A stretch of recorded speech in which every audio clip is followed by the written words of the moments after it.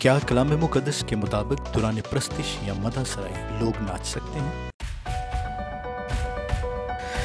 دروازہ وہ اسم ہے جسے لوگ پڑھ کر دیوار سے گزر جاتے ہیں۔ رقص پر مبنی مسیحی مذہبی مجالس پر ایک تنقیدی اور تحقیقی نگاہ۔ اس طرح تمہاری روشنی آدمیوں کے سامنے چمکے تاکہ وہ تمہارے نیک کاموں کو دیکھ کر تمہارے باپ کی جو آسمان پر ہے تمجید کریں۔ متی کی انجیل 5واں باب 16۔ عبادت خداوندی کا پہلا اصول عاجز ہونا ہے۔ عبادت کے اصولوں پر اگر گفتگو کی جائے تو وہ اپنی جگہ پر استقامت سے برقرار نظر آتے ہیں۔ دور جدید کی کلیسیا کا حال روز بروز بدتر سے بدتر ہوتا چلا جا رہا۔ ہمارے ہاں کے 75% گرجا گھر یورپ کی نقل کرنا اپنی اصل عبادت سمجھتے ہیں۔ ہم اس ہی سماج کے رنگ و بو میں ڈھلتے چلے اور کلام مقدس کی صداقت سے دور ہوتے جا رہے ہیں۔ ہر گرجا گھر اپنے آپ کو فروغ دینے کے لیے آئے دن اپنے گرجے میں نئے تجربات کر کے لوگوں کی بھیڑ اکٹھی کرنے کی کوشش میں سرگرم عمل ہے۔ اگر گرجا جہاں خدا کی حضوری کا بیان نظر آنا چاہیے اس کی بجائے ان کا ماحول ایک میوزیکل کلب سا معلوم ہوتا ہے۔ ان مغربی رنگ میں بپتسمہ لیے گرجا گھروں سے عجیب و غریب سازوں کا شور، علم الہی سے بے بہرا گیتوں کا ایک طوفان بدتمیزی سنائی پڑتا، اور سونے پر سہاگا یہ کہ ان بے ہنگام گیتوں پر بے ڈھنگے رقص کے سبب کسی ڈانس کلب کی صورت کا دکھائی پڑنا بھی اب معمول ہوا چاہتا ہے۔ ایسے میں جب مذہبی مجموعوں میں ڈانس یعنی بے ربط اور لغو قسم کے رقص سے منع کیا جائے تو فوراً سے قبل عہد عتیق سے حوالہ جات پیش کر دیے جاتے ہیں، اور اگر عہد عتیق ہی سے کلام خداوندی کے قوانین کی بات کریں تو فوراً بولنا شروع کریں گے پرانا عہد نامہ ختم ہو گیا، اور اپنے ڈانس کو ثابت کرنے کے لیے اسی سے آیات کا استعمال کریں گے۔ چلیں خیر یہ ایک علیحدہ بات ہے، آئیں ایک سوال پر غور کریں، کیا ڈانس یا رقص مسیحی عبادت کا حصہ ہے؟ پہلے ان حوالہ جات کو نظر سے گزار لیتے ہیں جن کو ہمارا ڈانسر گرجا گھر بہت پسند کرتا ہے۔ نمبر 1، تب ہارون کی بہن مریم نبیہ نے دف ہاتھ میں لیا اور سب عورتیں دف لیے ناچتی ہوں اس کے پیچھے چلیں۔ خروج کی کتاب 20واں باب 15ویں آیت۔ اب غور سے اس آیت کو ایک بار پھر پڑھ لیں، عورتیں دف لیے ناچتی ہوں اس کے پیچھے چلیں۔ اب میں یہاں ایک سوال قائرین کے سامنے رکھنا چاہتا ہوں کہ اس جگہ پر عورتوں کا ناچ کون سی عبادت کا حصہ ہے؟ اگر آپ قید و بند یا جیل کی کیفیت سے واقف ہیں تو آپ بخوبی اندازہ لگا سکتے ہیں کہ ان عورتوں کی ذہنی کیفیت کیا ہوگی جب وہ مصر کی غلامی سے چھٹکارا پا چکی ہیں۔ ایسے میں ان کا رقص کرنا کسی طور عبادتی عمل نہیں بلکہ یہ جشن کا سا ماحول تھا جس میں مریم بنت عمران کی سربراہی میں غلام قوم نے مصر سے نکلنے کا جشن منایا۔ نمبر 2، اور افتح مصفا کو اپنے گھر آیا اور اس کی بیٹی طبلے بجاتی اور ناچتی ہوئی اس کے استقبال کو نکل کر آئی، اور وہی ایک اس کی اولاد تھی، اس کے سوا اس کے کوئی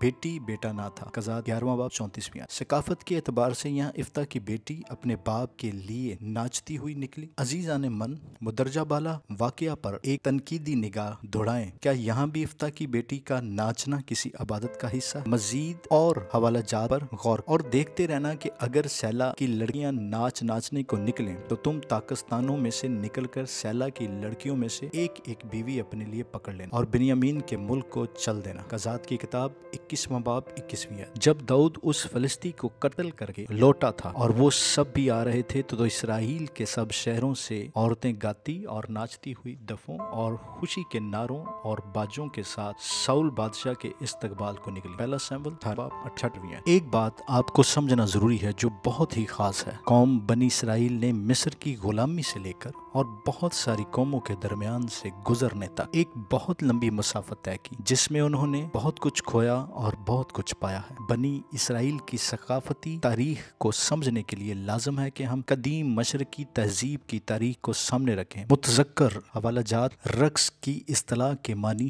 ہرگز منی اسکرٹ پہن کر ڈانس فلور پر کولے ہلانا ہرگز نہیں ہے، اور نہ ہی دونوں لبوں کے درمیان انگلیاں ہلا کر برا کی آواز نکال کر دونوں ہاتھ فضا میں بلند کیے ایک ٹانگ پر اچھلنے کودنے کے عمل کو یہاں رقص سے تعبیر کرنا درست عمل نہیں ہے۔ قدیم ترین مشرقی تہذیب میں خواتین ایک قطار میں گھومنا، گاتے ہوئے چلنا، ٹولیوں کی صورت میں گول गोल दायरों में चलना, घूमना रक्स कहलाता था। इसकी मिसालें आपको आज भी शुमाली इलाका जात समेत खैबर पख्तूनख्वा, बलोचिस्तान और इसके इर्द गिर्द बसी हुई कबायली माहौल में फैली हुई अकवाम की तहजीब और तमद्दन में बाआसानी मिल जाएंगी। अब एक और मंजर पर गौर करते हैं जो बहुत ज्यादा अपने लिए डांसर गिरजा घर इस्तेमाल करता है। मुकद्दस दाऊद बादशाह का अहद के संदूक के सामने नाचना हवाला पेशे खिदमत है। और दाऊद खुदावंद के हुजूर अपने सारे जोर से नाचने लगा और दाऊद कतान का अफूद पहने था। दूसरा सैम्बल छठा बाब 14वीं आयत। अजीज कलीसिया, इस पूरे मंजर पर आप संजीदगी से गौर और फिक्र करें तो मालूम होता है कि ये नाचना भी दाऊद का अपना जाती फैसला है, क्योंकि नाच में अक्सर खवातीन ही शामिल होती। तो एक मर्द का नाचना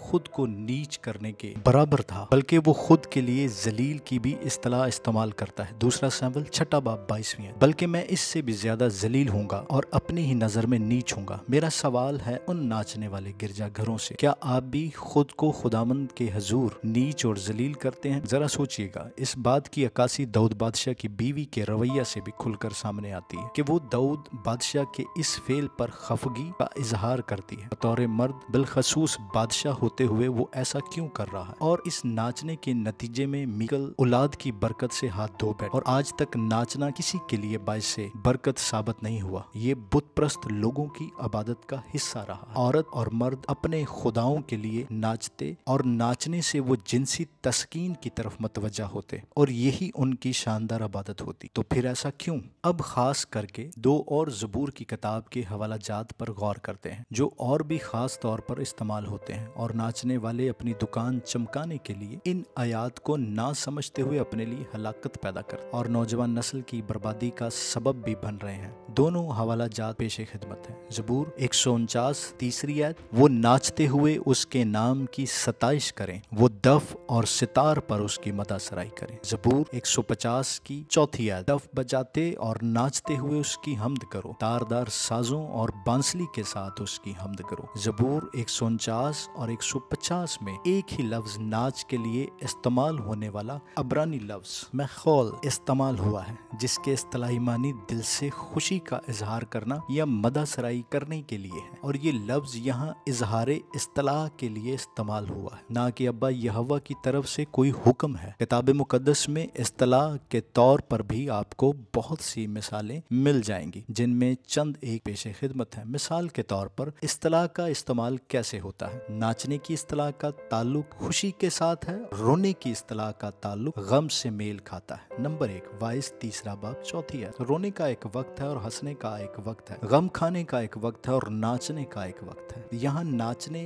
के वक्त की तफसीर खुशी मनाना या आज़ादी पाना है, ना कि खुदा की इबादत के लिए नाचना। नंबर 2 गज़ल व गज़लात छठा बाब 13वीं आयत, लौटा ए शोलमियत लौटा आ कि हम तुझ पर नजर करें, तुम शोलमियत पर क्यों नजर करोगे? गोया वो दो लश्करों का नाच है। यहाँ भी नाच का लफ्ज एक इस्तिलाह के तौर पर इस्तेमाल हुआ है। नंबर 3 नोहा 5वां बाब 15वीं आयत, हमारे दिलों से खुशी जाती रही, हमारा रक्स मातम में बदल गया। नोहा की किताब में रक्स की इस्तिलाह की मुकम्मल वजाहत करती है। रक्स को खुशी कहा गया है। अहद जदीद पर एक नज़र। अहदनामा जदीद में एक ख़ास मकाम पर जब नाच का जिक्र आता है तो हम इसके नतीजे से मुकम्मल वाकिफ हैं। लेकिन जब हेरोदीस की सालगिरह हुई तो हेरोदियास की बेटी ने महफिल में नाच कर हेरोदीस को खुश किया। मत्ती की इंजील चौथा बाब छठी है, नाच कर खुश किया। और याद रखें, इस नाच के नतीजे में नबी का कत्ल हुआ और ये खास हमेशा बुत प्रस्तों से निस्बत रखता है। अगर अहद अतीक का मुताला करें तो ये बात सामने आती है कि अब्बा यहोवा गैर कौमों के से काम करने से मना करता। अब मेरा तमाम नाचने वाली जमातों से सवाल है कि क्या वो हेरोदीस की बेटी की तरह नाच नाच कर कौन से खुदा को खुश करते हैं या कौन से रूह की ममूरी में नाचते हैं? यहाँ असल वजह सामने आती है। मैं आपको कलाम की रोशनी में बताना चाहता हूँ, आप जितने भी नाच रंग करने वाले गिरजाघर हैं, आप लोग खुदा के बहाने से शैतान की इबादत करते हैं, ना कि खुदा की, क्योंकि इस जहां के खुदा यानी शैतान ने उनकी आंखों को अंधा कर दिया है। और लश्करगाह के नजदीक आकर उसने वो बछड़ा और उनका नाचना देखा। तब मूसा का गजब भड़का और उसने उन लोगों को अपने हाथ में से पटक दिया, उनको पहाड़ के नीचे तोड़ डाला। खरूज की किताब 32वां बाब 19वीं आयत। अब अगर मजीद हवाला जात देखे जाएं तो नाचने से मना किया गया है। हवाला जात पेशे खिदमत है। और तुम बुत प्रस्त ना बनो जिस तरह बाज उनमें से बन गए। चुनाचे लिखा है कि लोग खाने पीने को बैठे, फिर नाचने कूदने को उठे। पहला करंथियों 7वां बाब 10वीं आयत। बाज नशाबाजी, नाच रंग और इनकी बाबत तुम्हें पहले से कह देता हूँ, जैसा कि बेशतर जता चुका हूँ। ऐसे काम करने वाले खुदा की बादशाही के वारिस ना होंगे। गलतियों 5वां बाब 21वीं आयत। इस वास्ते कि गैर कौमों की मर्जी के मुआफिक काम करने और शहवत परस्ती, बुरी ख्वाहिशों, नाच रंग, नशाबाजी और मकरू बुत परस्ती में जिस कदर हमने पहले वक्त गुजारा वही बहुत है। पहला पतरस 3 बाब 4 आयत। अब मेरा फिर नाचने वाले गिरजा घरों से सवाल है कि जिस चीज़ से खुदा मना करे वो चीज़ खुदा अपने लिए क्यों इस्तेमाल करने की इजाज़त देता है? रसूलों की जमायत रूह से मामूर नहीं थी क्या? ऐसी कोई हरकत और सकनात इनमें मौजूद थी? क्या मसीही जमायतों को धमाल डालनी चाहिए? क्या वो यीशु अल मसीह के नाम पर भंगड़ा डाल सकते हैं? नाच करने वाले गिरजाघर मसीह के नाम की तजलील करने की बजाय कलाम मुकद्दस को सीखने में अपना वक्त और जोर सर्फ करें। और आज कलीसियाए पाकिस्तान को मजबूती की और तालीम की अशद ज़रूरत है। आए आगे बढ़कर मिलकर ऐसी हरकत और सकनात का मुकम्मल खात्मा करें। काश रब्बुल इज़्ज़त अब्बा यहोवा वाहिद माबूद हमें ऐसा करने की तौफीक अता करे कि हम अंजील की खुशखबरी को फैलाने में जाफशानी से काम लें और ऐसी हरकतें ना करें जिससे अंजील की तजलील हो। आमीन सुम आमीन।